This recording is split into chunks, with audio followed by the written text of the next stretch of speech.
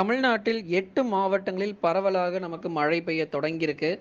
ஏற்கனவே அறிவிப்புகள்ல கொடுத்தபடி தென் மாவட்டங்கள்ல சில இடங்களிலும், மேற்கு தொடர்ச்சி மலையொட்டிய மாவட்டங்கள்ல சில இடங்களிலும் மற்றும் வட தமிழக உள் மாவட்டங்களிலும் பரவலாக கனமழையானது பெய்ய தொடங்கியிருக்கிறது. சேலம் மாவட்டம் மேற்கு பகுதிகள் மற்றும் திருப்பூர், ஈரோடு மாவட்டங்களில் பரவலாக விட்டு விட்டு கனமழையானது நிச்சயம் தீவிரமடையும். மறக்காம நண்பர்களே நீங்க சப்ஸ்கிரைப் பண்ணி தொடர்ந்து சப்போர்ட் பண்ணுங்க. இன்னும் நிறைய மாவட்டங்கள்ல மழை பொழிவை நிச்சயமா பார்க்கலாம்.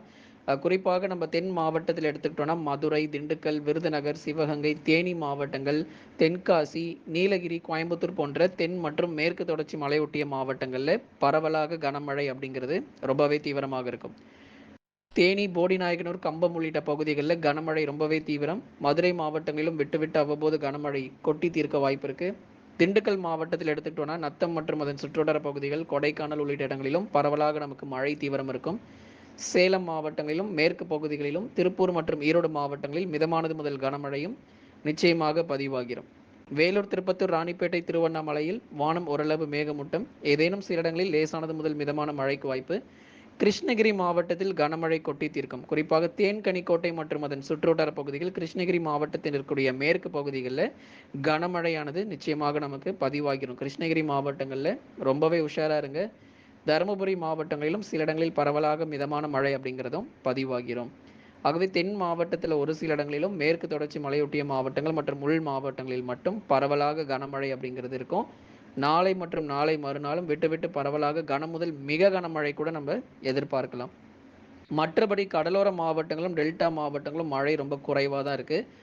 அநேக இடங்களில் வானம் ஓரளவு மேகமூட்டம், சில இடங்களில் நமக்கு லேசானது முதல் மிதமான மழை மட்டும்தான் எதிர்பார்க்க முடியும். சென்னை, திருவள்ளூர், காஞ்சிபுரம், செங்கல்பட்டு, விழுப்புரம், கடலூர், புதுச்சேரி மற்றும் காரைக்கால், கள்ளக்குறிச்சியில் வானம் ஓரளவு மேகமூட்டம், பகுதியாக சில இடங்களில் மிதமான மழை மட்டும் கடலோரத்தில் எதிர்பாருங்க. டெல்டா மாவட்டங்களிலும் ஏதேனும் ஒரு சில இடங்களில் பரவலாக மிதமான மழை கிடைக்கும். கனமழை பொறுத்தவரை தென் மாவட்டங்களுக்கும் மேற்கு தொடர்ச்சி மலையொட்டிய மாவட்டத்திற்கும் பெரும்பாலும் கனமழையானது நிச்சயம் தீவிரமடையும். எந்தெந்த இடங்களில் மழை இன்னும் குறைவாக இருக்கோ அந்த பகுதிகளுக்கு தான் இன்னும் அதிகப்படியான மழை பொழிவுங்கிறது வரும் நாட்களிலும் பதிவாகக்கூடும். தொடர்ச்சியாக இந்த கிருஷ்ணகிரி மாவட்டங்களில் விட்டு விட்டு நமக்கு கனமழை நீடித்து வருகிறது. அதிலும் மேற்கு பகுதிகள், தமிழக கர்நாடக எல்லையோர பகுதிகள், தமிழக கேரள எல்லையோர பகுதிகளில் தொடர்ச்சியாக நமக்கு ஒரு 2 முதல் 3 நாட்களாக நல்ல ஒரு மழை பொழிவு அப்படின்னு தான் நம்ம சொல்லணும்.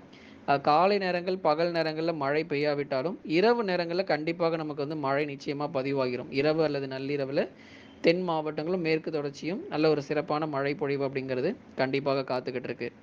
ஆகவே ஒவ்வொரு நாளும் நம்ம தொடர்ந்து பார்த்துட்டு இருக்கோம். நண்பர்களே மறக்காமல் நீங்கள் எல்லாருமே லைக் பண்ணி சப்ஸ்கிரைப் பண்ணுங்கள்.